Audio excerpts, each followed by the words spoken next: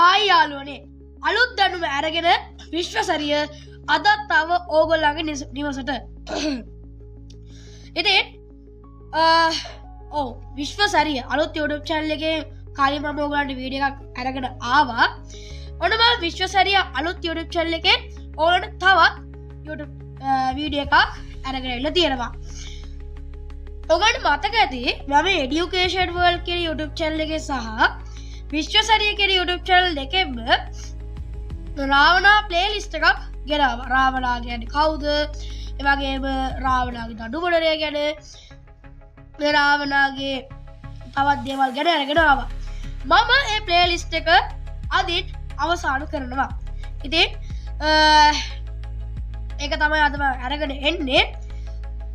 රාවණාගේ මරණය සහ රාවණා බෞද්ධ ආගමකින්ද කියලා තමයි අද අපි මේ අවසාන වීඩියෝ එකේ බලන්නේ. එහෙනම් කොල්ලෝ කෙල්ලෝ රැඳී ඉන්න අපිත් එක්කම අවසානය වෙනකම්.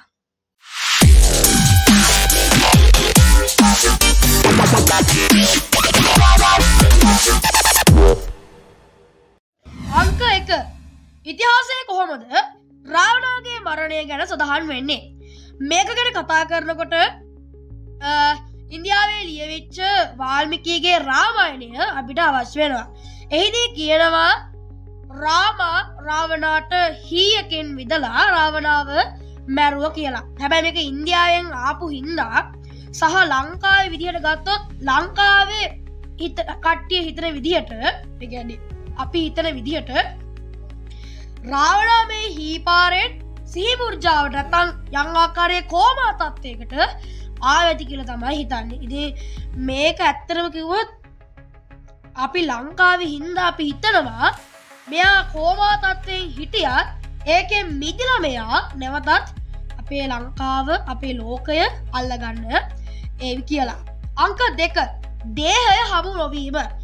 රාවණා කියලා කියන්නේ රාමායනයට අනුව මැරිච්ච කෙනෙක් නම් නැත්නම් සිංහල ලංකාවේ අපි කියන විදිහට සිහිමුර්ජාවකින් කෝමා තත්ත්වයකින් පෙළෙන කෙනෙක් නම් ඔහුගේ දේහය කොතන තියෙන්න ඕනි? ඇයි දේහය ගැන අඩුම ගානේ පුරාවිද්‍යාත්මක සාක්ෂියක්වත් හම්බෙලා නැත්තේ?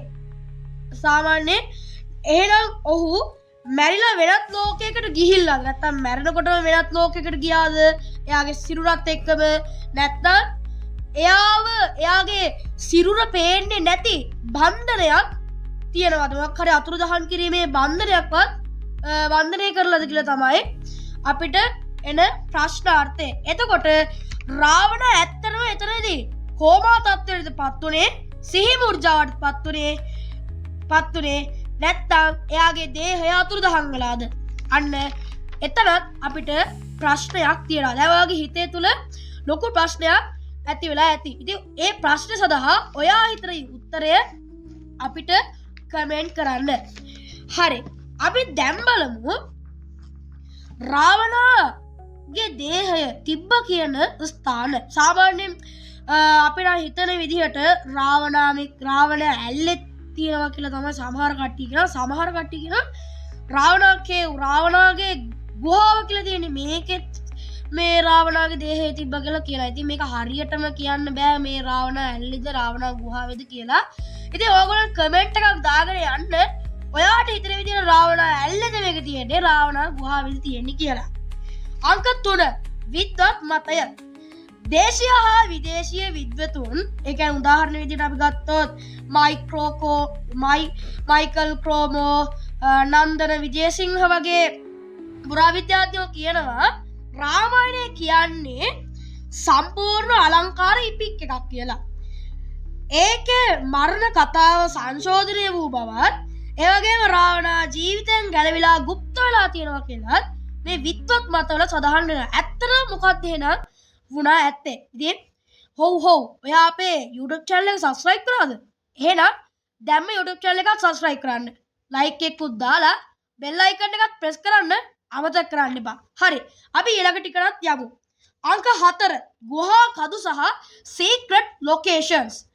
ගුහා කඳු සහ secret locations ගැන කතා කරනකොට ලංකාවේ තියෙන රාවණා ගුහාව, රාවණ ඇල්ල වගේ ස්ථාන වගේ ඇතුළත රාවණා කොටස් වශයෙන් තැන්පත් කරලා නැත්නම් දඩුමොනරේ කොටස් වශයෙන් තැන්පත් කරලා ඇති කියලා කියනවා. ඇත්තටම කිව්වොත් මෙතන රාවණා කොටස් වශයෙන් තැන්පත් කරා කියලා සමහරුක් හිතනවානේ. හැබැයි ඒක බොරුවක් කියලා මට කියන්න පුළුවන්. රාවණා කොටස් වශයෙන් තැන්පත් කරලා තියෙනවා නම් එයා නැවත උපදිනකොට ඒ කොටස් එකතු වෙන්නේ කොහොමද? මෙන්න මෙතන ඔයගලන්ට ප්‍රශ්නයක් එනවානේ. එහෙනම් මේක බොරුවක් කියලා ඔයගලන්ට හිතලා ඇති. එහෙනම් දඩුමොනරේ තමයි අනිවාර්යයෙන්ම මේ වගේ කොටස් වශයෙන් ඇත්තේ. හරි. එහෙනම් දඩුමොනරේ කොටස් වශයෙන් තිබ්බේ ඇයි? ඒකට පිළිතුර ඕගොල්ලන් කවුරුත් දන්නෙත් නැහැ. මාත් දන්නෙත් නැහැ. ඒක ලෝකේ හොයාගනි. ඒ වෙලාවෙම මම ඒක ගැන ඔයගලන්ට වීඩියෝ එකක් අරන් එන්නම්. අංක 5. UFO එකකින් රාවණාව අරන් ගියාද? රාවණා සහ පිටසක්ල ජීවීන් අතර තියෙන්නේ ලොකු සම්බන්ධතාවයක්. මොකද කිව්වොත් රාවණා පිටසක්ල ජීවීන්ව පාලනය කරාලු, රාවණා පිටසක්ල ජීවීන්ට එක්ක සම්බන්ධතාව පැවැත්වලු, මේ වගේ දේවල් කියනවා. එහෙනම් රාවණා ඒ වෙලාවේ කෝමා තත්ත්වයටපත් වුණා නම්, මැරුණා නම්, සිහි මුර්ජා වුණා නම් UFO යානයක් ඇවිල්ලා, ඒලියන්ස්ලාගේ UFO යානයක් ඇවිල්ලා රාවණාව අරන් ගියාද? ඒ වගේම පිටසක්වලේ ඉඳන් රාවණා ප්‍රතිකාල ලබනවාද? ඔයාට මොකක්ද ඒක ගැන හිතෙන්නේ? එහෙම දෙයක්ද එහෙනම් ඇත්තටම වෙලා තියෙන්නේ? අංක 6. නැවත පැමිණීම. රාවණා එතරම්දී පරාජය වුණා. රාවණා කියලා කියන්නේ පරාජය පිළිගන්න කෙනෙක් නෙවෙයි. රාවණා කියන්නේ දිනලා මිසක් පස්ස බලන්නේ නැති කෙනෙක්. එහෙනම් රාවණා නැවත එන්න ඕනේ. ඔහු සදාකාලික රජෙක්. නම් ඔහු අනිවාර්යයෙන්ම නැවත එනවා. නැවත ඇවිල්ලා මේ ලංකාව අල්ලගනි. මුළු ලෝකෙම අල්ලගනි. හැබැයි එයා ලංකාව පාලනය කරොත් එතන අපිට වාසියක් තියෙනවා. මොකද කිව්වොත් ලංකාවේ දියුණු බව වැඩි වෙනවා. ඒ වගේම ලංකාව විශ්ව දොරටු සමග කතා කරන එකත් ඇත්තම ඒ කියන්නේ විශ්ව දොරටු සම්බන්ධතාවය ඇති කරගන්න. ඒතකොට රාවණ අපේ ලංකාව අල්ලගන්න ආවොත් ඒකේ වාසෙත් ප්‍රතිලාභත් තියෙනවා නේද? අංක 7. ඔහු බෞද්ධ ආගමිකයෙක්ද? මේ ප්‍රශ්නය ඕගන්ට හිතා ගන්න බැරි දෙයක් වෙනවා. මොකද කිව්වොත් මම කලින් වීඩියෝ එක රාවණා දැඩි ශිව භක්තියෙක් කියලා අරගෙන ආවනේ. ඇත්තටම රාවණා බෞද්ධ ආගමිකයෙක්ද? මේක ගැන සාක්ෂියක් අපේ සූත්‍රවල, බුද්ධාගමේ සූත්‍රවල තියෙනවා. ඒ තමයි ලංකාවතර සූත්‍රය. ලංකාවතර සූත්‍රය සඳහන් වෙනවා රාවණාන යක්ෂාධිපති රජෙකු චෛත්‍ය පිළිම සෑදූ බවත්, ඔහු ශිව දෙවියන්ටත් වඩා උසස් ස්ථානයක් බුදුන් වහන්සේට ලබා දුන් බවත් සඳහන් වෙනවා. එහෙනම් රාවණා බෞද්ධාගමිකයෙක්ද? රාවණා බෞද්ධාගමිකයෙක් නම් ඒ කාලේ බුදුරජාණන් වහන්සේත් හිටියා නම් කෝ ඒ කාලේ හදපු චෛත්‍ය? රාවණාට එතරම් තාක්ෂණයක් තිබ්බා නම් කෝ ඒවට සාක්ෂි? මෙන්න මේ ප්‍රශ්නය ඔයාගේ හිතේ මතුවෙන්න පුළුවන්. හැබැයි ලංකාවතර සූත්‍රයේ සඳහන් කරලා තියෙනවා රාවණා කියලා යක්ෂාධිපතියෙක් හිටියා කියලා. එහෙනම් රාවණා බෞද්ධාගමිකයෙක් කියලාත් අපිට හිතන්න වෙනවා. ඒ කියන්නේ ඔයාට අද අලුත්ම දෙයක් ඉගෙන ගන්න පුළුවන් වුණා. ඒ තමයි රාවණා බෞද්ධෙක් කියන එක. ඉතින් ඔන්න ඔය විදිහට මම මේක ගැන ඔයගන්ට කෙටියෙන් විස්තර කරා. අපි පොඩ්ඩක් මේක ගැන තව හොයලා බලමු. රාවණා නැවත පැමිණීම ගැන කතා කරමු පොඩ්ඩක්. රාවණා නැවත එන්නේ කොහොමද? ඔහු සිහි මුර්ජා වෙනත් ඔහු එම සිහි මුර්ජාවෙන් ගැලවෙන්නේ කොහොමද? ඔහු කොහොමද මේ කෝමා තත්ත්වයෙන් බේරෙන්නේ? මේක ගැන තාමත් විද්‍යාඥයෝ හොයනවා. ඇත්තටම එහෙම කරොත්, එහෙම ආවොත් එයා ඉස්සල්ලාම මොනවද කරන්නේ? එයා රාමාව හොයයිද? එයා රාමාව හොයලා රාමාව මරන්න බලයිද? ඒත් රාමා කියලා කෙනෙක් නැහැනේ. එහෙනම් එයා එන එකේ ප්‍රතිඵලයක් එයාට තියෙනවද? මෙන්න මේක ඕගලන්ටත් එන්න පුළුවන් ප්‍රශ්නයක්. ඉතින් අද අපි කතා කරේ රාවණාගේ මරණය පිළිබඳ පැති 7කින්. ඉතින් මේ පැති 7 ගැන පැති 7කින් ඒ වගේම අපි කතා කරා රාවණා බෞද්ධ ආගමිකයෙක්ද කියලා. ඇත්තටම රාවණා බෞද්ධ ආගමිකයෙක්ද? ඔයාට හිතන විදිහට කමෙන්ට් එකක් දාගෙන යන්න. රාවණා බෞද්ධ ආගමිකයෙක්ද? රාවණා හින්දු ආගමිකයෙක්ද කියලා. එහෙනම් අපි මෙතනින් රාවණා ප්ලේලිස්ට් එක අවසන් කරනවා.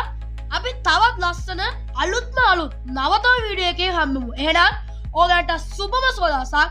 ආයිබෝවන්. ඒ වගේම අමතක කරන්න එපා අපේ YouTube channel එක subscribe කරන්න, like කරන්න, share කරන්න.